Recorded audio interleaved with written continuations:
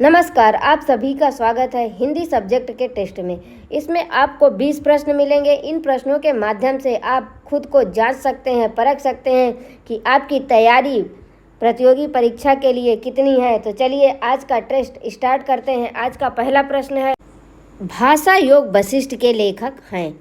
राम प्रसाद बिस्मिल, रमाशंकर वाजपेयी, राम प्रसाद निरंजनी, इनमें से कोई नहीं। तो भाषा योग वशिष्ठ के लेखक हैं राम प्रसाद निरंजनी। सी ऑप्शन सही है। और यह ग्रंथ जो है भाषा योग वशिष्ठ विक्रम संवत, कब?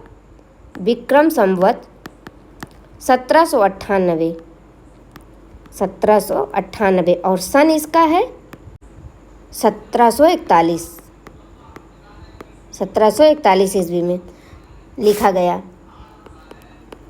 1741 ईस्वी में लिखा गया। इसे रामचंद्र शुक्ल ने खड़ी बोली में लिखा गया बहुत साफ सुथरा ग्रंथ बताया है। किसे? भाषा योग वशिष्ठ को रामचंद्र शुक्ल ने खड़ी बोली में लिखा गया। किस बोली में? खड़ी बोली में लिखा गया। खड़ी बोली में लिखा गया बहुत साफ सुथरा ग्रंथ बताया है। बहुत साफ सुथरा ग्रंथ बताया है और इसे रामचंद्र शुक्ल ने खड़ी बोली का प्रथम ग्रंथ माना है। भाषा योग वशिष्ठ को रामचंद्र शुक्ल ने खड़ी बोली का प्रथम ग्रंथ माना है। खड़ी बोली का प्रथम ग्रंथ माना है। किसे माना है? तो वो भाषा योग वशिष्ठ को माना है। और इसकी भाषा गुरमुखी लिपि से मिलती जुलती है। भाषा योग वशिष्ठ की भाषा जो है, भाषा गुरमुखी लिपि से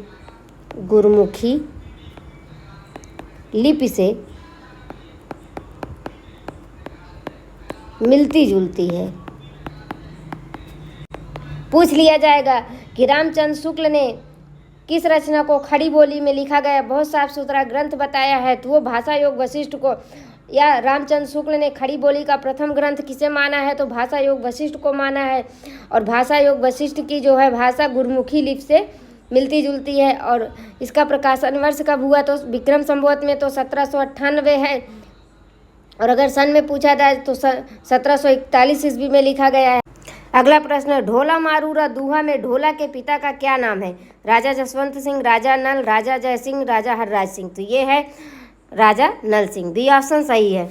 और इस ग्रंथ में ढोला मारूरा दूहा में ढोला नामक राजकुमार तथा माखड़ी नामक, कौन? माखड़ी नामक राजकुमारी की प्रेम कथा का काव्य है। यह जो है इसके राजकुमार ढोला और राजकुमारी माखड़ी की प्रेम कथा से संबंधित है यह काव्य। इसमें ढोला के पिता का नाम राजा नल है। इस काव्य के मूल कवि कल्लोल। मूल कवि कौन है इसके? ढोला मारूरा दूहा के मूल कवि हैं कल्लोल।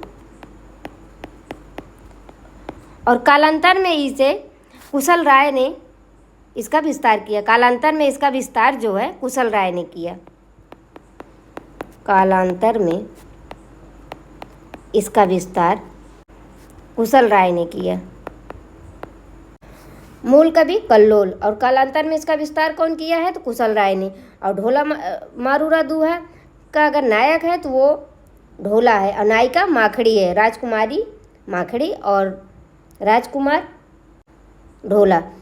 अगला प्रश्न है, आदिकाल को आधार काल किसने कहा है? डॉक्टर नगेंद्र, आचार्य हजारी प्रसाद द्विवेदी, डॉक्टर मोहन अवस्थी, डॉक्टर राम कुमार वर्मा। तो ये कहा है आदिकाल को आधार काल डॉक्टर मोहन अवस्थी ने। हजारी प्रसाद द्विवेदी आदिकाल को आदिकाल ही नाम दिए हैं। और डॉक्टर राम कुमार वर्मा आदिकाल को चारण काल और संधिकाल कहे हैं। चारण काल एवं संधिकाल कहे हैं। अगला प्रश्न है, नाथ संप्रदाय में हठ योग का क्या अर्थ है?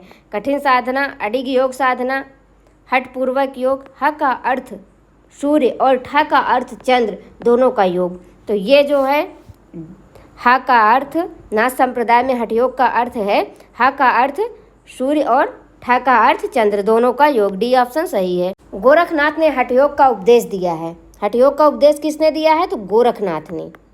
गोरखनाथ ने हठ योग का उपदेश दिया। हठ योगियों के सिद्ध सामंत पद्धत ग्रंथ के अनुसार ह का अर्थ सूर्य तथा ठ का अर्थ चंद्र है। इन दोनों के योग को ही हठ योग कहते हैं। गोरखनाथ ने ही खट चक्रों वाला योग मार्ग हिंदी साहित्य में चलाया था। आपका प्रश्न यहाँ से भी बन सकता है, हिंदी साहित्य में खट चक्रों वाला योग मार्ग किसने चलाया था? तो वो गोरखनाथ ने चलाया था। और हठ योग का उपदेश किसने दिया? तो गोरखनाथ ने दिया। अगला प्रश्न है, निम्नलिखित में से एक राम भक्त कवि हैं? कृष्णदास, नाभादास, ध्रुवदास, श्री भट्ट। तो ये हैं नाभादास। नाभादास जो है राम भक्त कवि हैं। ये कृष्णदास, ध्रुवदास, श्री भट्ट, ये तीनों जो हैं कृष्ण भक्त कवि हैं। कृष्ण भक्त कवि हैं। और नाभादास राम भक्त कवि हैं। नाभादास का मूल नाम नाभा अली। क्या है? नाभा अली। और उपनाम नाभादास का, उपनाम है नाभादास का, तो वो है नारायण दास। और यह नाम इनका ग्रियर्सन के अनुसार दिया गया है। किसके अनुसार? जॉर्ज ग्रियर्सन के अनुसार पूछ लिया जाएगा कि ग्रियर्सन के अनुसार किस कवि का नाम नारायण दास है? तो नाभादास का, या नाभादास का नाम ग्रियर्सन ने क्या रखा है? तो वो नारायण दास ने रखा। और नाभादास का मूल नाम तो नाभा अली। अगला प्रश्न है, सूफी मुक्तक काव्य का प्रथम रचयिता इनमें से कौन सा कवि है? मुल्ला दाऊद, अमीर खुसरो, शेख फरीद, कुतुब। तो वो है अमीर खुसरो। सूफियों ने विशेष रूप से प्रबंध काव्यों की रचना की है। सूफियों ने विशेष रूप से किस काव्यों की रचना की है? प्रबंध काव्यों की रचना की है। प्रबंध काव्य की रचना की है।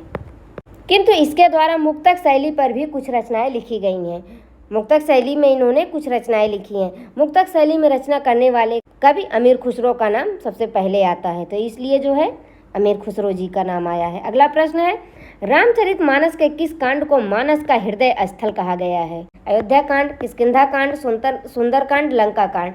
तो वो कहा गया है मानस का हृदय स्थल अयोध्या कांड को। रामचरितमानस की रचना तुलसीदास ने की। किसने? तुलसीदास ने। वो की है विक्रम संवत 1631। और सन में पूछा जाए तो सन 1574 ईस्वी में। और रामचरितमानस में कुल 7 कांड हैं। कितने कांड हैं? 7 कांड। पहला बाल कांड,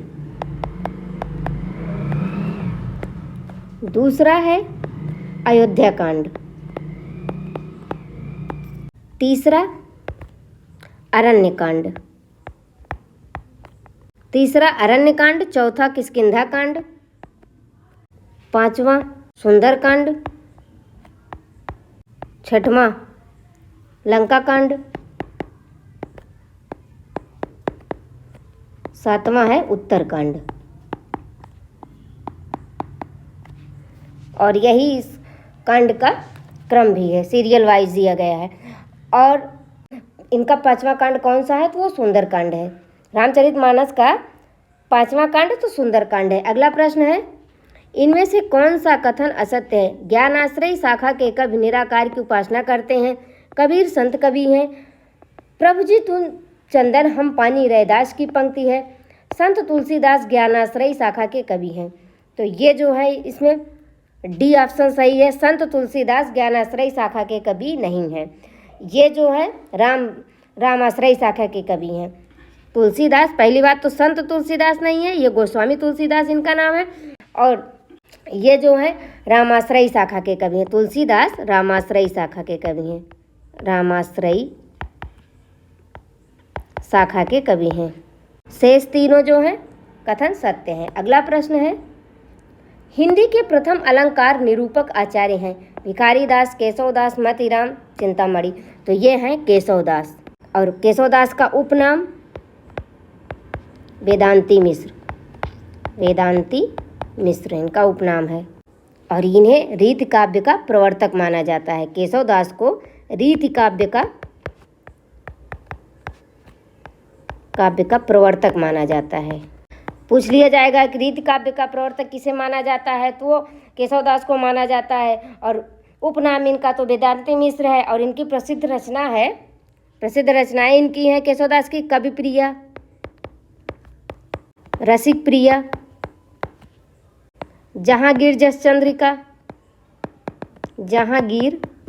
चंद्रिका, वीर सिंह, देवचरित, रतन बावनी,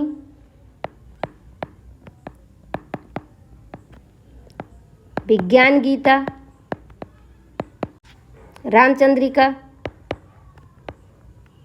ये जो है केशवदास की महत्वपूर्ण रचनाएं हैं। और आचार्य रामचंद्र शुक्ल इन्हें कठिन काव्य का प्रेत कहा है। आचार्य रामचंद्र शुक्ल ने केशव को कठिन काव्य का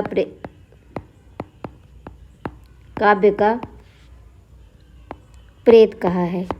केशव को कठिन काव्य का प्रेत किसने कहा है, तो रामचंद्र शुक्ल ने कहा है। अगला प्रश्न है, हिंदी साहित्य के आधुनिक काल को इस नाम से भी अभिहित किया जाता है। जीवनी काल, पद्य काल, संस्मरण काल, गद्य काल। पूछा गया है कि हिंदी साहित्य के आधुनिक काल को किस नाम से अभिहित किया जाता है, तो वो किया जाता है गद्य काल से। गद्य काल का एक अन्य नाम है स्वातंत्र्य काल। और आचार्य रामचंद्र शुक्ल ने आधुनिक काल को गद्य काल कहकर पुकारा है। क्या कहकर पुकारा है आचार्य रामचंद्र शुक्ल ने आधुनिक काल को? तो गद्य काल कहकर पुकारा है। आचार्य रामचंद्र शुक्ल ने आधुनिक काल को गद्य काल कहकर पुकारा है, काल कहकर पुकारा है। और इसी दृष्टि से इस काल को गद्य काल कहा जा सकता है। रामचंद्र शुक्ल ने लिखा है, आधुनिक काल में गद्य का आविर्भाव सबसे प्रधान साहित्यिक घटना है। इस दृष्टि से इसे गद्य काल कहा जा सकता है, गद्य काल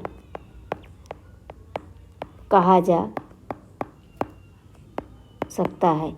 यह कथन आचार्य रामचंद्र शुक्ल का है। अगला प्रश्न है, उपन्यास और उपन्यासकार की दृष्टि से एक युग्म अशुद्ध है। इसमें हमको देखना है कि कौन सा युग्म अशुद्ध है। नीला चाँद शिवप्रसाद सिंह, महाभोज उषा प्रियंवदा, सारा आकाश राजेंद्र यादव, मुझे चाँद चाहिए सुरेंद्र वर्मा। तो ये जो है इसमें अशुद्ध पूछा गया है, तो ये जो है बी ऑप्शन हमारा सही होगा, महाभोज। क्योंकि महाभोज जो है मन्नू भंडारी का उपन्यास है। किसका? मन्नू भंडारी का। शेष तीनों जो है युग्म सुमेलित है। नीला चाँद शिवप्रसाद का ही उपन्यास है, सारा आकेश राजेंद्र यादव का है, मुझे चाँद चाहिए ये भी सुरेंद्र वर्मा का ही उपन्यास है। बी ऑप्शन हमारा गलत है, क्योंकि महाभोज जो है मन्नू भंडारी का उपन्यास है। अगला प्रश्न है, हिंदी साहित्य के रसवादी आचार्य हैं राजशेखर, नगेंद्र, आनंदवर्धन, क्षेमेंद्र। तो ये हैं रसवादी आचार्य हिंदी साहित्य के डॉक्टर नगेंद्र। नागेंद्र ने अपने काव्यशास्त्रीय ग्रंथ रस सिद्धांत, इनका ग्रंथ कौन सा है? रस सिद्धांत। रस सिद्धांत में रस एवं साधारणीकरण पर गूढ़ शास्त्रीय विवेचन किया। आनंदवर्धन जो हैं ये ध्वनिवादी हैं, ध्वनिवादी आचार्य। क्षेमेंद्र जो हैं औचित्यवादी आचार्य हैं, औचित्यवादी आचार्य। राजशेखर रीतिवादी आचार्य हैं। पूछ लिया जाएगा कि औचित्यवादी आचार्य कौन है, तो क्षेमेंद्र हैं, और ध्वनिवादी आचार्य तो आनंदवर्धन, रीतिवादी आचार्य तो राजशेखर हैं। अगला प्रश्न है, निम्नलिखित में से काव्य हेतु किसे नहीं माना गया है? व्युत्पत्ति, प्रेरणा, अभ्यास, प्रतिभा। तो इसमें पूछा गया है कि कौन काव्य हेतु नहीं है, तो जो प्रेरणा है, प्रेरणा जो है काव्य हेतु नहीं है। बी ऑप्शन हमारा सही है। भामा ने काव्य हेतु के 3 भेद किए। भामा ने काव्य हेतु के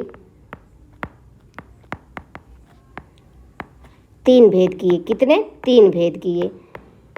प्रतिभा, व्युत्पत्ति, अभ्यास। दंडी ने भी प्रतिभा, व्युत्पत्ति और अभ्यास को स्वीकार किया है। ये तीनों भेद जो है दंडी ने भी स्वीकार किया है। दंडी ने भी इसे ही स्वीकार किया है। रुद्रट तथा कुंतक ने भामा की प्रतिभा के स्थान पर, रुद्रट तथा कुंतक ने भामा की प्रतिभा के आधार पर, भामा की प्रतिभा के आधार पर, प्रतिभा के स्थान पर शक्ति शब्द का प्रयोग किया। राजशेखर ने शक्ति को ही मुख्य काव्य हेतु माना है। मुख्य काव्य हेतु माना है। पूछ लिया जाएगा कि शक्ति को ही मुख्य काव्य हेतु किसने माना है, तो वो राजशेखर ने माना है। और प्रतिभा के स्थान पर शक्ति शब्द का प्रयोग किसने किया, तो रुद्रट और कुंतक ने किया है। भामा ने काव्य हेतु के कितने भेद किए, तो 3 भेद, प्रतिभा, व्युत्पत्ति और अभ्यास। अगला प्रश्न है, भरत मुनि ने अनुभावों के कितने भेद किए हैं? 3, 4, 2, 5। तो ये जो है 3 भेद किए हैं भरत मुनि ने। वो है वाचिक, आंगिक, सात्विक। भानुदत्त ने अनुभावों के 4 भेद माने हैं। भानुदत्त ने, पहला है कायिक, मानसिक, आहार्य, सात्विक। वाणी और अंगों के अभिनय द्वारा जो भाव प्रकट होते हैं उसे क्या कहते हैं? उसे अनुभाव कहते हैं। अनुभाव अगर पूछ लिया जाए अनुभाव किसे कहते हैं, तो वाणी और अंगों के अभिनय द्वारा जो भाव प्रकट होते हैं उन्हें अनुभाव कहते हैं। अगला प्रश्न है, निम्नांकित पंक्तियों में कौन सा रस है?